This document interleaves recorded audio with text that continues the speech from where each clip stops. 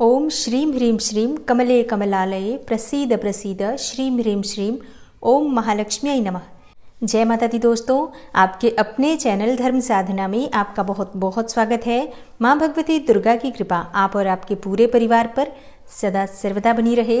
दोस्तों, गुरुवार के दिन भगवान श्री हरि विष्णु की पूजा आराधना की जाती है। भगवान श्री हरि विष्णु को गुरुवार का दिन अत्यंत ही प्रिय है, लेकिन मार्गशीर्ष मास में जो गुरुवार आते हैं, इस गुरुवार में माँ लक्ष्मी की आराधना की जाती है। शास्त्रों के अनुसार अगहन महीने के गुरुवार में अगर माँ लक्ष्मी की आराधना की जाती है तो माँ लक्ष्मी स्थिर रूप से हमारे घर में वास करती हैं। पद्म पुराण के अनुसार अगहन महीने के गुरुवार में माँ लक्ष्मी की आराधना करने से मन वांछित फल की प्राप्ति होती है। मतलब जो भी आपकी मनोकामना हो, चाहे धन प्राप्ति की कामना हो, संतान प्राप्ति की कामना हो, सौभाग्य की कामना हो, समस्त प्रकार की सुख समृद्धि और संपन्नता प्रदान करती है माँ लक्ष्मी, अगर आप अगहन मास के गुरुवार के दिन माँ लक्ष्मी की आराधना करते हैं तो आज की वीडियो में मैं आपसे बात करने वाली हूँ कि अगहन मास में माँ लक्ष्मी की आराधना गुरुवार के दिन किस प्रकार से करनी चाहिए। पूजा की संपूर्ण और सरल विधि शेयर करने वाली हूँ और इसके साथ ही आप सुनेंगे अगहन गुरुवार महात्म्य और व्रत कथा। तो बात करेंगे पूजा विधि के बारे में, लेकिन उससे पहले सुनते हैं महालक्ष्मी की व्रत कथा।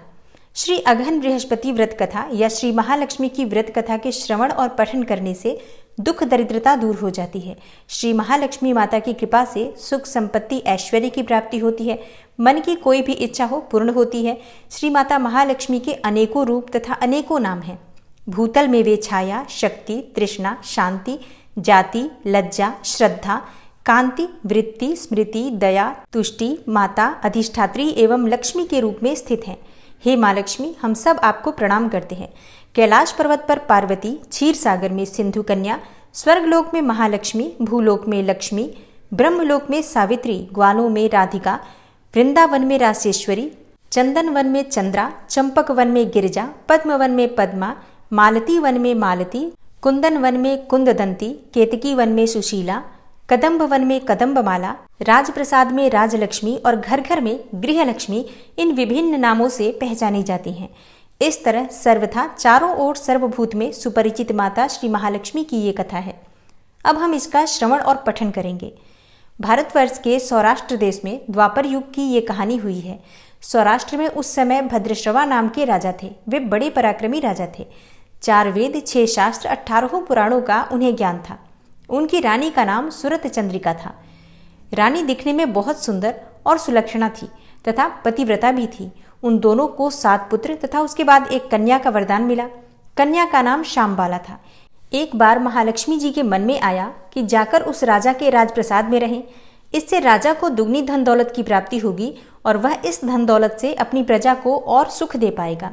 गरीब के घर अगर रहे और उसे धन दौलत की प्राप्ति हो तो वह स्वार्थी होकर केवल अपने ऊपर ही खर्च करेगा। यह सोचकर श्री महालक्ष्मी जी ने बूढ़ी ब्राह्मण स्त्री का रूप धारण किया और हाथ में लाठी लिए लाठी के सहारे रानी के द्वार तक पहुंची। यद्यपि उन्होंने बूढ़ी औरत का रूप धारण किया था, पर उनके चेहरे पर देवी का तेज था। उन्हें देखते ही एक दासी सामने आई। उसने इनका नाम, धाम, काम, धर्म पूछ डाला। वृद्ध ब्राह्मणी का रूप धारित माता लक्ष्मी ने कहा, बालिके, मेरा नाम कमला है। मेरे पति का नाम भुवनेश है। हम द्वारिका में रहते हैं। तुम्हारी रानी पिछले जन्म में एक वैश्य की पत्नी थी और वह वैश्य बहुत गरीब था। दरिद्रता के कारण घर में हर रोज झगड़े होते थे तथा उसका पति रोज उसे मारता था। इन बातों से तंग आकर वह घर छोड़कर चली गई तथा जंगल में खाली पेट भटकने लगी। उसकी इस दुर्दशा पर मुझे दया आई, तब मैंने उसे सुख संपत्ति वाली श्री महालक्ष्मी की कथा सुनाई। मेरे कहने पर उसने श्री महालक्ष्मी का व्रत किया। श्री महालक्ष्मी प्रसन्न हुई और उसकी गरीबी दूर हुई। उसका घर संसार दौलत, संतति और संपत्ति से भर गया। बाद में पति पत्नी दोनों परलोक सिधारे। लक्ष्मी व्रत करने के कारण वह लक्ष्मी लोक में रहे। उन्होंने जितने साल महालक्ष्मी का व्रत किया उतने हजारों साल तक उन्हें सुख भोग मिला। इस जन्म में उसका जन्म राजघराने में हुआ, परंतु वह श्री महालक्ष्मी का व्रत करना भूल गई है। उसे यह याद दिलाने मैं यहाँ आई हूँ। बुढ़िया की बातें सुनकर दासी ने उन्हें प्रणाम किया तथा श्री महालक्ष्मी का व्रत किस तरह किया जाए इसके बारे में पूछा। बुढ़िया रूप धारण किए हुए श्री महालक्ष्मी माता ने दासी को पूजा की विधि तथा महिमा बताई। इसके बाद वह दासी माता को प्रणाम करके रानी को बताने अंदर चली गई। राजवैभव में रहते हुए रानी को अपने ऐश्वर्य का बहुत घमंड हुआ था। संपत्ति तथा अधिकार की वजह से वह उन्मत्त हो गई थी। दासी द्वारा बताई गई बुढ़िया की बातें सुनकर वह आग बबूला होकर राजद्वार पर आकर बुढ़िया रूपी श्री महालक्ष्मी जी पर बरस पड़ी। उसे ये मालूम नहीं था कि श्री महालक्ष्मी माता बुढ़िया का रूप धारण किए द्वार तक आई है, परंतु रानी का इस कदर रूखा बर्ताव तथा अपना अनादर देखकर माता ने वहां ठहरना ठीक नहीं समझा। वे वहां से चल पड़ी। राह में उन्हें राजकुमारी श्यामबाला मिली। उन्होंने श्यामबाला को सारी बात बताई। श्यामबाला ने अपनी ओर से श्री महालक्ष्मी माता से क्षमा मांगी। माता को उस पर दया आई। उन्होंने श्यामबाला को श्री महालक्ष्मी व्रत के बारे में बताया। उस दिन अघन मास का मार्गशीर्ष माह का पहला गुरुवार था। श्यामबाला ने परम श्रद्धा से श्री महालक्ष्मी का व्रत रखा। फलस्वरूप राजा सिद्धेश्वर के पुत्र मालाधर से उसका विवाह हुआ। वह धन दौलत ऐश्वर्य वैभव से मालामाल हो गई। पति के साथ ससुराल में आनंद से दिन बिताने लगी। इधर श्री महालक्ष्मी का रानी पर प्रकोप हुआ और फलस्वरूप राजा भद्रश्रवा का राज्य एवं राज कारोबार सब नष्ट हो गया। यहाँ तक कि खाने के भी लाले पड़ गए। ऐसी हालत में एक दिन रानी ने राजा से निवेदन किया कि हमारा दामाद इतना बड़ा राजा है, धनवान है, ऐश्वर्यशाली है, क्यों न उसके पास जाया जाए। अपना हाल उसे बताएं, वो हमारी मदद जरूर करेगा। इस बात पर राजा भद्रश्रवा दामाद के पास रवाना हुए। राज्य में पहुंचकर एक तालाब के किनारे थोड़ी देर विश्राम लेने के लिए ठहरे। तालाब से पानी लेने आते जाते दासियों ने उन्हें देखा। उन्होंने विनम्रता से उनकी पूछताछ की। जब उन्हें मालूम हुआ कि वे रानी श्यामबाला के पिता हैं, तो दौड़ते हुए जाकर उन्होंने रानी को सारी बात बताई। रानी ने दासी के हाथ राज परिधान भेजकर बड़े ठाट से उनका स्वागत तथा आदर सत्कार किया, खान पान करवाया और जब वे लौटने लगे तो सोने की मोहरों से भरा घड़ा दिया। राजा भद्रश्रवा जब वापस लौटे तो उन्हें देखकर रानी सूरत चंद्रिका बहुत खुश हुई। उन्होंने सोने की मोहरों से भरे घड़े का मुंह खोल दिया, पर हाय भगवान, घड़े में तो धन के बदले कोयले मिले। यह सब श्री महालक्ष्मी के प्रकोप से हुआ। इस प्रकार दुर्दशा में और कई दिन बीत गए। इस बार रानी स्वयं अपनी कन्या के पास गई। वह दिन अघन मास का अंतिम गुरुवार था। श्यामबाला ने श्री महालक्ष्मी का व्रत किया, पूजा की, अपनी माता से भी व्रत करवाया। इसके बाद रानी अपने घर आई। श्री महालक्ष्मी का व्रत रखने पर उसे फिर से अपना राजपाट, धन दौलत, ऐश्वर्य प्राप्त हो गया। वह फिर से सुख, शांति, आनंदमय जीवन बिताने लगी। कुछ दिनों के बाद राजकन्या श्यामबाला अपने पिता के घर आई। उसे अपने घर देखकर सूरत चंद्रिका को पुरानी बातें याद आ गईं कि श्यामबाला ने अपने पिता को घड़ा भरकर कोयला दिया था और उसे तो कुछ भी नहीं दिया था, और इसी कारण श्यामबाला को पिता के घर आने पर उसका कोई भी आदर आतिथ्य नहीं हुआ, बल्कि अनादर हुआ। पर उसने इस बात का बुरा नहीं माना। अपने घर लौटते समय अपने पिता के घर से थोड़ा नमक ले लिया। अपने घर लौटने पर उसके पति ने पूछा, अपने मायके से क्या लाई हो? इस पर उसने जवाब दिया, वहां का सार लाई हूँ। पति ने पूछा, इसका मतलब क्या हुआ? श्यामबाला ने कहा, थोड़ा धीरज रखें, सब मालूम हो जाएगा। उस दिन श्यामबाला ने सारा भोजन नमक डाले बिना बनाया और परोसा। पति ने खाना चखा। सारा खाना नमक बिना था, इसलिए स्वाद नहीं आया। फिर श्यामबाला ने थाली में नमक डाला, इससे सारा भोजन स्वादिष्ट लगने लगा। तब श्यामबाला ने पति से कहा, यही है वह मायके से लाया हुआ सार। पति को उसकी बातें सही लगी और फिर वो दोनों हंसी मजाक करते हुए भोजन करने लगे। कहा गया है कि इस तरह जो कोई श्रद्धा भाव से श्री महालक्ष्मी की पूजा करे तो उसे माता की कृपा प्राप्त होती है, सुख संपत्ति और शांति की प्राप्ति होती है, सभी प्रकार की कामनाएं पूर्ण होती हैं। परंतु यह सब प्राप्त होने पर माता की पूजा को भूलना नहीं चाहिए। हर गुरुवार को व्रत पाठ अवश्य करना चाहिए। इस तरह श्री महालक्ष्मी की महिमा भक्तों की मनोकामनाएं पूर्ण करती हैं। इस प्रकार श्री अगहन बृहस्पति व्रत कथा या श्री महालक्ष्मी की गुरुवार की कथा संपूर्ण होती है।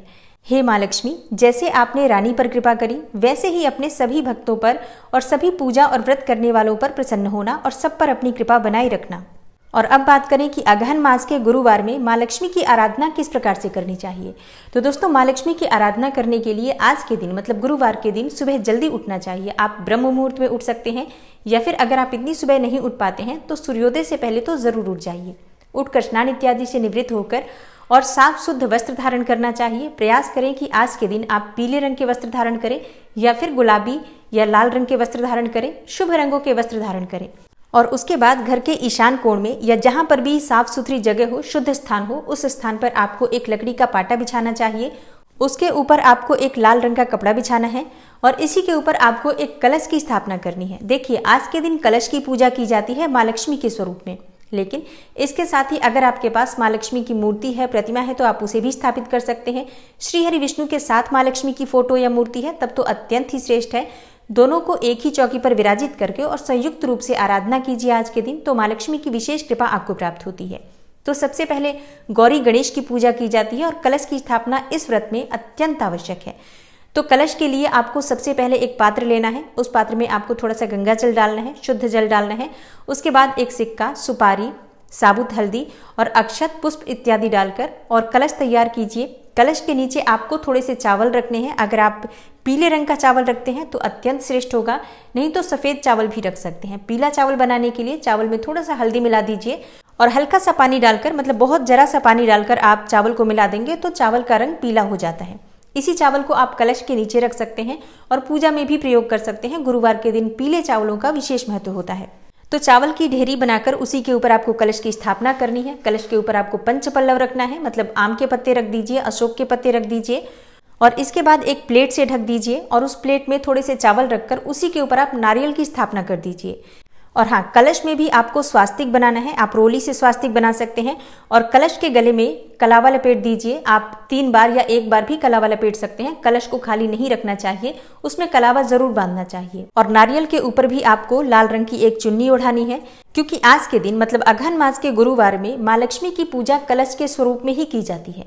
तो आप चाहें तो एक फोटो भी उस नारियल के ऊपर चिपका सकते हैं, नहीं तो कोई बात नहीं, आप सिर्फ नारियल को ही चुन्नी ओढ़ा दीजिए और उस पर हल्दी तिलक इत्यादि करेंगे। माँ लक्ष्मी का स्वरूप मानकर इनकी विधिवत पूजा आराधना की जाती है। कलश माँ लक्ष्मी की जहां पर आपने मूर्ति रखी है, मतलब चौकी के दाईं तरफ आपको कलश रखना है चौकी के ऊपर, और वहीं पर आपको एक शुद्ध घी का दीपक प्रज्वलित करना है। और दीपक के नीचे भी आपको थोड़े से अक्षत जरूर रखने हैं, क्योंकि खाली दीपक नहीं रखा जाता है। तो थोड़े से चावल रखकर और उसी के ऊपर आपको दीपक रखना है। और दीपक प्रज्वलित करने के बाद सबसे पहले भगवान गणेश की पूजा करनी चाहिए। तो अगर आपके पास भगवान गणेश की मूर्ति है तो आप उसे भी स्थापित करके पूजा कर सकते हैं, और अगर मूर्ति नहीं है तो ऐसे में आप एक सुपारी ले लीजिए, सुपारी पर कलावा लपेट दीजिए, एक पान के पत्ते पर थोड़े से चावल रखकर उसी में आप इस सुपारी को स्थापित कर दीजिए। ये गणेश स्वरूप में अपने मन में मानकर इनकी सबसे पहले पूजा कर लीजिए। जैसे कि आपको थोड़ा सा जल डालना है, उसके बाद थोड़े से पुष्प, अक्षत इत्यादि डालकर पंचोपचार विधि से धूप दीप इत्यादि दिखाकर भगवान गणेश की पूजा कर लीजिए। हाँ, अगर आपके पास यज्ञोपवीत हो, मतलब जनेऊ हो, तो एक पीले रंग का जनेऊ भगवान गणेश को अर्पित कर सकते हैं। नहीं हो तो थोड़ा सा कलावा तोड़कर भी मन में यज्ञोपवीत का ध्यान करते हुए अर्पित कर सकते हैं। और भगवान गणेश की पूजा करने के बाद आप कलश की पूजा करेंगे। कलश पर धूप दीप अक्षत पुष्प ये सभी चीजें हम अर्पित करेंगे, क्योंकि कलश को ही माँ लक्ष्मी का स्वरूप माना जाता है इसमें। इसलिए विधि विधान से कलश की पूजा कीजिए और उसके बाद लक्ष्मी और भगवान श्री हरि विष्णु की जो मूर्ति या प्रतिमा आपने स्थापित की है, या सिर्फ श्री माँ लक्ष्मी की मूर्ति भी स्थापित कर सकते हैं, प्रतिमा भी स्थापित कर सकते हैं, जो भी आपके पास उपलब्ध हो, उनकी पूजा विधि विधान से कर लीजिए। जब भी आप अकेले लक्ष्मी की पूजा करते हैं, श्री हरि विष्णु की मूर्ति प्रतिमा ना हो आपके पास, तो सबसे पहले आपको भगवान श्री हरि विष्णु का मन में ध्यान करना चाहिए और उनका मन में पूजन करते हुए उसके बाद से आपको लक्ष्मी जी का पूजन करना चाहिए। देखिए, जहां पर श्री हरि विष्णु का वास होता है वहीं पर माँ लक्ष्मी वास करती हैं।